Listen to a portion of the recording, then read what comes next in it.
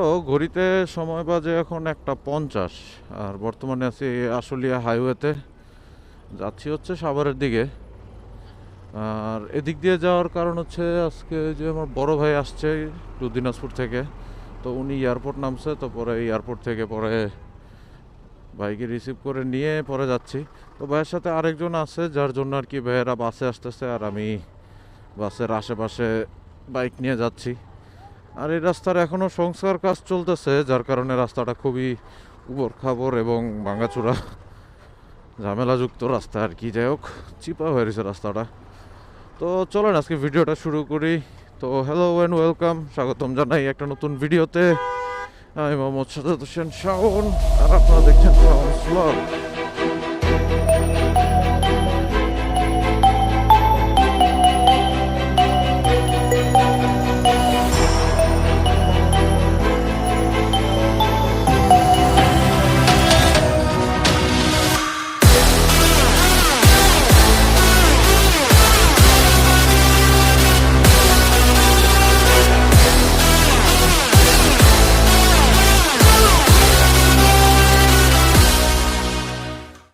তো প্রায় অনেক দিন পরে এই হাইওয়েতে উঠলাম। আর এদিক দিয়ে সচরাচর যাওয়া হয় না, মানে যাওয়ার কোনো দরকার পড়ে না আসলে। মানে এদিকে কোনো কাজ কাম নাই বা এদিকে কেউ নাই যে আসবো। কিন্তু মাঝে মধ্যে এরকম আর কি আসা পড়ে, দেখা গেছে উত্তরা কোনো কাজ থাকলে তখন আসি। আর হচ্ছে আজকে যে বিষয়টা নিয়ে কথা বলবো সেটা হচ্ছে, মনে করেন বাংলাদেশে আসলে মানে এখন যা চলতেছে বাইক নিয়ে, মানে একটা তাড়াহুড়া তাড়াহুড়া অবস্থা। আপনার সব কোম্পানির বাইকই কম বেশি এখন বাংলাদেশে মানে হায়ার সিসি নিয়ে আসতেছে, যেটা আসলে অন্যান্য দেশের জন্য হায়ার সিসি না, বাংলাদেশের জন্য আসলে হায়ার সিসি। কারণ বাংলাদেশে এর আগে তো 150 পর্যন্ত বা 160 পর্যন্ত একটা লিমিটেশন ছিল। এর চেয়ে বেশি কোনো গাড়ি আসে নাই বাংলাদেশে লিগ্যাল ওয়াইজ। এমনি ইনলিগ্যাল আসলে আসতে পারে, ওটা অন্য বিষয়। কিন্তু লিগ্যাল ওয়াইজ বাংলাদেশে 150-এর বেশি বা 160-এর বেশি ছিল না। তো এখন তো অনেক বাইকই চলে আসতেছে, যার মধ্যে গত কিছুদিন আগেই 19 তারিখে সিএফ মোটো লঞ্চ করে দিল তাদের 300 সিসির একটা বাইক এবং 250 সিসির দুইটা বাইক। আরও 3টা বাইক মানে নিয়ে আসছে, কিন্তু ওগুলা কত সিসির কী অবস্থা বা কত কি এখন ডিটেলস জানি না, ওইভাবে মানে জানা সম্ভব হয় নাই। তো এই 3টা বাইক এখন বর্তমানে বাংলাদেশ মার্কেটে মানে কি বলবো, মানে হট কেক বলতে মানে বলা চলে। কারণ হচ্ছে পাওয়ার বা কনফিগারেশন বা লুকসের দিকেও যদি বলি, 3টা বাইকই কোনোটার থেকে কোনোটা কম না। তবে সবচেয়ে আকর্ষণের জিনিস হচ্ছে ওই SR 300, যেটা মানে সাংঘাতিক অবস্থা। গাড়িটার লুকসটা দেখলেই পাগল হয়ে যাবেন আর কি, এমন একটা লুক নিয়ে আসছে। তো যাই হোক, তো এই গাড়িগুলো আর কি বাংলাদেশ মার্কেটে মাত্র ঢুকছে এবং এগুলার ফিউচার এখনই আসলে বলা যায় না। মাত্র বাংলাদেশ মার্কেটে আসছে, একটু সময় দিতে হবে, গাড়িগুলো ব্যবহার করতে হবে। মানে যারা কনজিউমার আছি আমরা, তারা একটু কনজিউম করব বা চালাবো। তো এগুলো চালানোর পরেই একটা রিভিউ দেওয়া যায়। তবে হ্যাঁ, অনেকে অনেক কথা শুনতেছি যে বাংলাদেশ মার্কেটে এগুলা বেশি দিন টিকবে না, বা দেখা গেছে 4 লাখ টাকা দিয়ে কিনে পরে 1 লাখ টাকা সেল করতে হবে। আসলে এখনই জাজ করেন না, মাত্র বাইকগুলো ঢুকছে, একটু সময় দেন, ইউজ করেন, দেন এটা নিয়ে একটা কমেন্ট দিয়েন বা জাজ করেন। এখনই যদি আপনি একটা জাজমেন্ট দিতে যান, সেটা আপনার যদি ভুল হয় বা একটা মিসকনসেপ্ট ধারণা হয়ে যায়, দেখা গেছে একটা ভালো ব্র্যান্ডের বাইক আমরা কিন্তু হারাইতে পারি। দেখা গেছে মানে মার্কেট ভ্যালু জিনিসটা যদি কমে যায়, ব্র্যান্ড কিন্তু অটোমেটিকলি মানে তাদের ব্যবসা বাণিজ্য স্লো ডাউন করে দিবে। তো যাক, আমরা একটা ভালো বাইক পাই, এটাই আশা করতেছি। তো এরকমই আরও কিছু বাইক আসবে আসলে। মানে জানুয়ারি মাসটা বা দেখা গেছে আগামী 25 সালটা মানে খুব স্পেশাল যাচ্ছে আমাদের জন্য, কারণ খুব ভালো ভালো বাইক কিছু আসার সম্ভাবনা মানে আমি শুনতেছি বা পাইতেছি এরকম কিছু ঘাটাঘাটি করে। তো সামনে কি হয় দেখা যাক। কিন্তু বাইকগুলো আসলে আশা করি বাংলাদেশ মার্কেটের জন্য মানে নতুনত্ব আমাদের আর কি মানে আসবে জিনিসগুলোর থেকে। আচ্ছা, Clash of Clan Clash of Clan থেকে নোটিফিকেশন আসছে। ছোটোবেলা খেলতাম এক সময়, কিন্তু এখন মানে ওই রকম সুযোগ হয় না।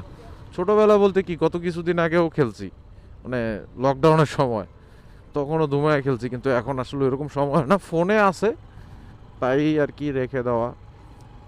সেরকম খেলার সুযোগ না। আচ্ছা, আমি রং সাইড দিয়ে ঢুকে পড়ছি, sorry sorry for my mistake. এই পাশ দিয়ে আসতে হবে, ঠিক আছে, পাশ দিয়ে আসলাম। কিন্তু এখন আমি এই তিন মুখে এসে এখন তো আমি নিজেই কনফিউজ, আমি কি ডাইনে যাবো না বামে যাবো না সোজা যাবো। আচ্ছা, এদিকে গেলে মনে হয় টঙ্গী যাওয়া যায়, তাহলে আমি সোজাই যাই। আচ্ছা, তো চলেন এখান থেকে একটু সামনে যাই, পরে আবার কথা বলতেছি।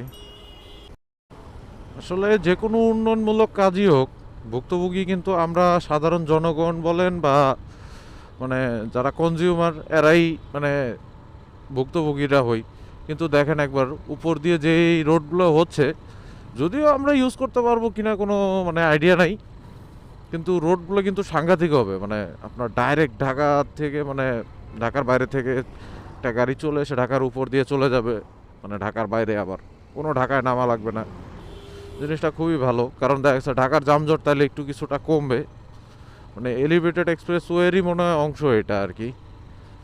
তো যাই হোক, এই জিনিসগুলো আর কি ভালো হবে, আসলে ঢাকায় যানজটটা কিছুটা কমবে। যেগুলো ডিস্ট্রিক্ট গাড়িগুলো আছে যেগুলো ঢাকার উপর দিয়ে যায়, তো সেগুলো ডাইরেক্ট চলে যাবে। সো সেগুলোর ফলে আর ঢাকায় কোনো যানজট হবে না আশা করি। এই জিনিসগুলো ভালো হবে, কিন্তু হইতে যে ভোগান্তিটা মানে প্রাথমিক পর্যায়ে যেসব ভোগান্তির শিকার হইতেছে এগুলো আর কি একটু খারাপ লাগে। তো যাই হোক, এগুলো আসলে ওভারকাম হয়ে যাবে একটা টাইম পরে, যখন জিনিসগুলো সুন্দর মানে ভাবে হয়ে যাবে বা দেখা গেছে জিনিসগুলো কমপ্লিট হয়ে যাবে, তখন আসলে সুবিধাভোগী কিন্তু আমরাই হব। আর রাস্তাটা কিন্তু প্রচণ্ড পরিমাণে প্রশস্ত হইতাছে, আপনারা কে কতটুকু দেখতেছেন জানি না, বা এদিক দিয়ে যারা আসা যাওয়া করেন বা যারা থাকেন এদিকে তারা হয়তো বা ভালো জানবেন। এই আশুলিয়ার রাস্তাটা খুবই প্রশস্ত হচ্ছে, আপনার এই ডিভাইডার থেকে মনে হয় 2 লাইন হবে। তো দেখতে পারতেছেন আমরা জাস্ট খালি এই লাইন দিয়ে যাচ্ছি, বর্তমানে এই লাইন দিয়েও আসতেছে গাড়ি, কিছু করার নেই। তো ওই পাশে আরও বাড়বে, ভালোই প্রশস্ত হবে। ওই রাস্তাটা এত পরিমাণ ভাঙা ছিল, মানে ওইখানে যে ভিডিও করব বা একটু কথা বলবো কোনো সুযোগই ছিল না। তো পরে লাস্টে এখন যখন মানে ওই রাস্তা থেকে আমরা সাব রোডে ঢুকে গেছি, তখন আর কি ক্যামেরাটা চালু করলাম। তো যাই হোক, মানে ঘটনা এটাই যে আসলে সিএফ মোটো মাত্র ঢুকছে। সো ওইটা নিয়ে বর্তমানে এখনই কোনো মন্তব্য না করাটাই উচিত, কারণ দেখা গেছে সামনে আরও সময় আছে।